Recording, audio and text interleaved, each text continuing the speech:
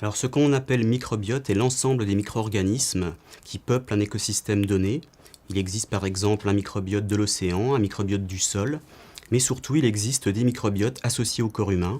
Nous avons donc un microbiote sur la peau, un microbiote dans la bouche, et le microbiote le plus étudié, le microbiote intestinal, que l'on appelait initialement la flore intestinale. Ce microbiote intestinal est constitué de 100 000 milliards de bactéries, mais également de virus, de champignons et de levures, c'est-à-dire 10 fois plus que de cellules qui constituent le corps humain.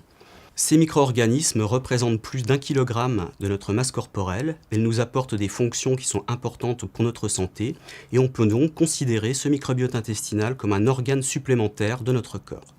Lorsque l'on compare la composition du microbiote intestinal entre différents individus, on remarque que nous nous ressemblons tous en termes de composition lorsqu'on regarde les grandes familles bactériennes, mais lorsque l'on s'intéresse plus spécifiquement aux espèces présentes, nous sommes tous différents. Donc chaque individu héberge un microbiote qui lui est spécifique, et le fait que nous ayons tous un microbiote différent pourrait expliquer pourquoi nous sommes plus ou moins sensibles au développement de certaines maladies, ou pourquoi nous allons répondre différemment à un traitement nutritionnel ou médicamenteux par exemple. Alors, ce microbiote exerce un certain nombre de fonctions importantes pour notre physiologie. Donc, par exemple, il nous aide à digérer un certain nombre d'aliments. Ce microbiote est nécessaire pour la maturation de notre système immunitaire. Il nous protège également contre la colonisation par des bactéries pathogènes, ou encore il synthétise des vitamines qui sont essentielles à notre nutrition.